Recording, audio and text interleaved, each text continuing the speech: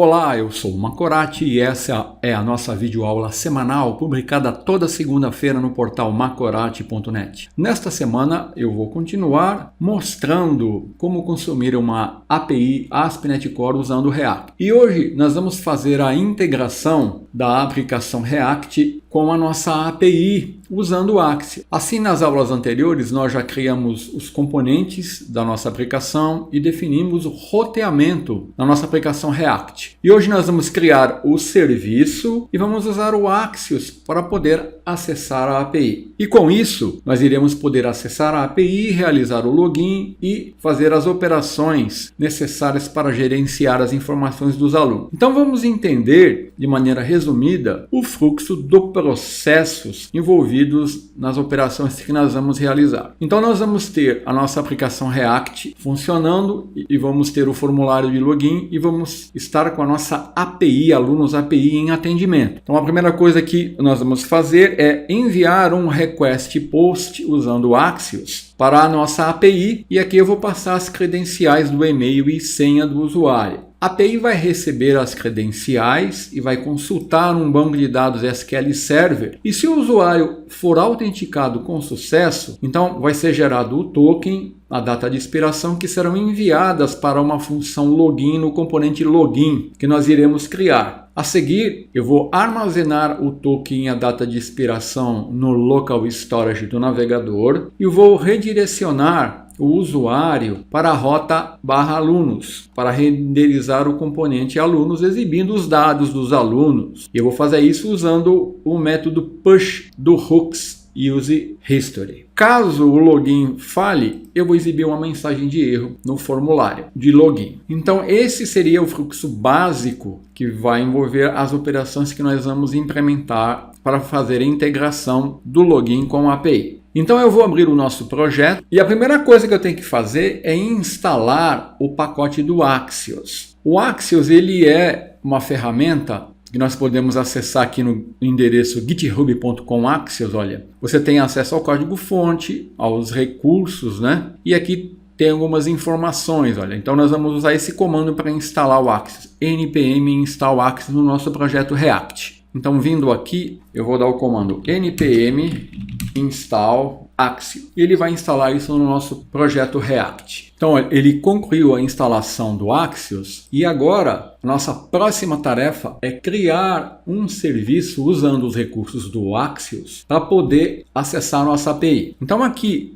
na pasta Services, eu vou criar aqui um novo arquivo, clicando aqui no ícone New File, e eu vou chamar esse arquivo de api.js.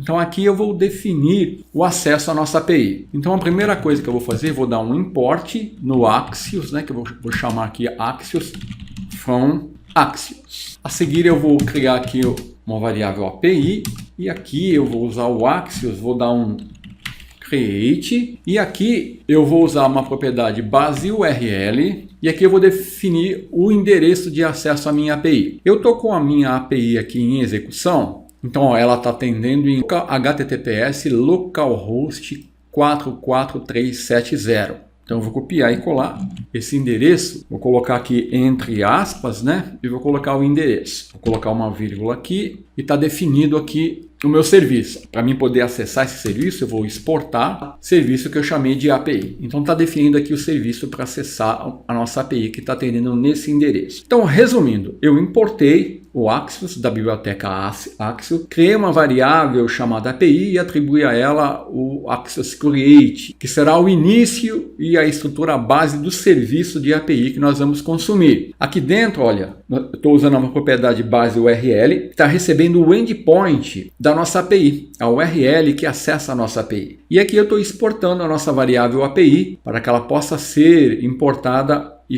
utilizada em qualquer parte do meu projeto. Então está definido o serviço aqui. Então agora eu vou poder usar o serviço dentro aqui do meu componente de login. Então eu vou abrir aqui o arquivo index.js do meu componente de login e a primeira coisa que eu tenho que fazer é importar aqui, né, o uso dessa API. Então eu vou dar import API from. Então isso está dentro de services/API, services/API. Então eu importei aqui o serviço API que eu vou usar. Agora, para mim poder acessar a API e obter os dados da API e fazer o redirecionamento do usuário, eu vou precisar usar dois recursos do React, dois React Hooks, o UseState, que nós já usamos, que vai permitir armazenar o estado no nosso componente, e o outro que eu vou usar para redirecionar o usuário para a rota alunos, vai ser o UseHistory, que permite acessar uma instância do histórico de navegação. Então, através do UseHistory, eu vou poder redirecionar o usuário. Então, para fazer isso, eu vou importar aqui o UseState, ele é do React, né? Então, eu vou dar aqui UseState, e o UseHistory, eu vou dar um import UseHistory from, ele é do React Router DOM, que é um pacote que nós já temos instalados aqui. Então, eu importei esses dois recursos que eu vou usar e a minha API também. Então, agora eu já vou usar aqui no meu componente de login o UseState para poder armazenar o estado das variáveis das credenciais do usuário. Então, eu vou definir aqui um UseState para o meu e-mail e vou atribuir aqui o valor inicial dele como vazio e vou fazer a mesma coisa, copiando e colando aqui para password. E vou definir o UseState como vazio. E aqui também eu vou criar a minha constante do UseHistory, para mim poder redirecionar o usuário. Então, lembrando que o UseState, ele vai retornar uma tupla, onde o primeiro parâmetro, no caso aqui o e-mail e a password, é o estado atual da variável, que eu vou gerenciar. E o setEmail e setPassword são os métodos que permitem eu atualizar o estado. E aqui eu estou definindo aqui um history que vai representar o histórico de navegação, que eu estou acessando aqui via UseHistory. Então agora eu vou criar uma função para fazer o login. E essa função vai ser chamada a partir do meu formulário de login. Então aqui eu vou definir a function, que vai ser assíncrona. Vou chamar ela de login. Function login. E ela vai ser chamada no formulário de login aqui, no form, né? Então eu vou ter que definir aqui um onSubmit. Eu vou chamar a minha function login que eu criei aqui. Agora, a próxima coisa que eu vou fazer é setar os valores informados a partir do formulário, aqui em password e no e-mail, usando o UseState. Então, eu vou vir aqui, input no e-mail, deixa eu separar aqui, o input e a password. Então, aqui no e-mail, eu vou definir um value, que vai ser o e-mail, né? E eu vou definir um onChange. E aqui eu vou usar o setEmail e vou setar. Aqui eu vou usar o eTargetValue. Com isso eu estou usando a propriedade eTargetValue, que é de um elemento do DOM, no caso aqui vai ser o valor do meu e-mail. Estou usando o setEmail, então o valor que o usuário digitar eu vou atribuir aqui a minha variável e-mail usando UseState. E vou fazer a mesma coisa com a password. Então aqui em password eu vou fazer a mesma coisa. Value password, estou dando o setPassword e setando o valor que o usuário informar no formulário. Eu estou aqui no formulário de login, tá vendo? Então agora eu posso definir aqui a implementação da função de login. Então vamos executar o nosso projeto. Vou dar um npm start aqui, e eu vou iniciar mostrando aqui uma função que nós vamos ter que implementar e eu vou mostrar aqui por que nós vamos fazer isso.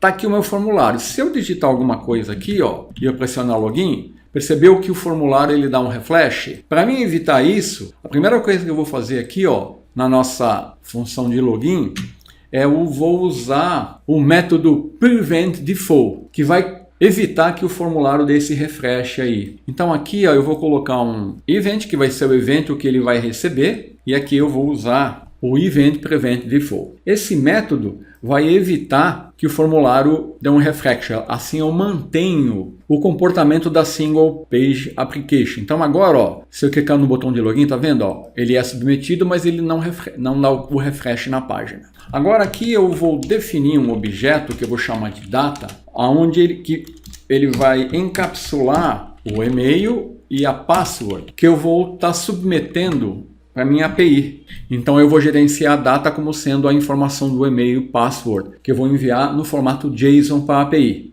Então agora eu vou montar a requisição, o request que eu vou enviar para a API. Então eu vou definir um try, um catch, e aqui no catch, se acontecer qualquer problema, eu vou dar uma mensagem aqui, o login falhou. e vou dar um erro aqui, né? Então aqui eu vou pegar um erro e vou exibir o erro no cat aqui. E aqui no try eu vou definir o meu request. Então eu vou definir aqui, ó, eu tenho que obter uma resposta, né? Vou enviar um request assíncrono, vou usar a minha API, vou dar um post e aqui, ó, eu vou definir a URL da minha API e os dados que eu quero passar. Os dados que eu quero passar tá definido aqui em data, que é o meu e-mail e minha password. E aqui é a minha URL, é o meu endpoint. Então o meu endpoint ele está definido aqui, ó, /API, /account, /login user. Através da minha API, eu vou ter que acessar esse endpoint para fazer o login. Então eu vou copiar e colar esse endpoint,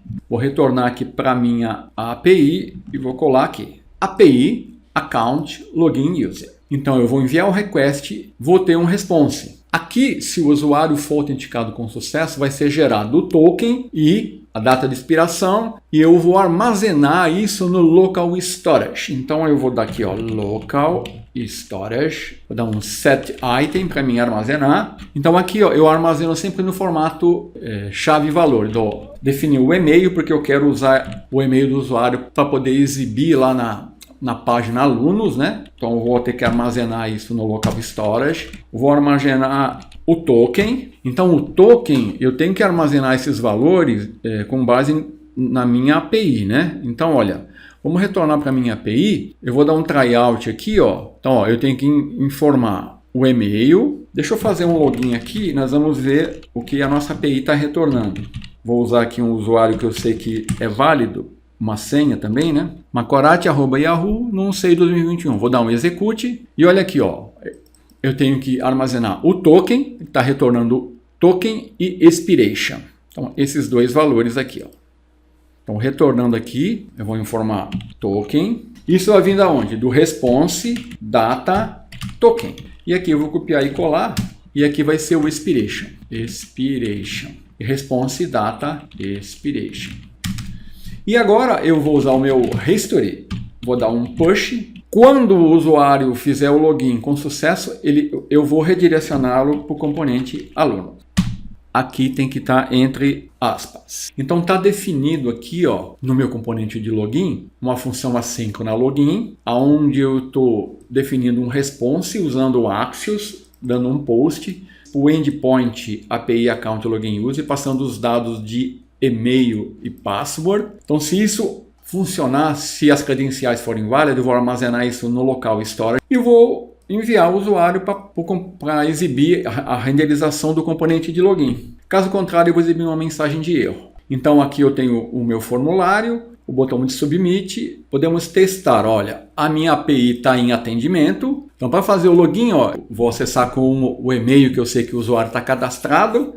Vou dar não sei 2021. Quando eu clicar em login, ele vai navegar por componente alunos. Olha, naturalmente aqui eu ainda não fiz a integração com a API, mas eu sei que o login está funcionando, como nós acabamos de ver. Então na próxima semana nós vamos continuar fazendo a integração aqui do componente alunos, onde aqui nós vamos estar exibindo os dados reais obtidos da API e vamos fazer outras implementações. Então até a semana que vem.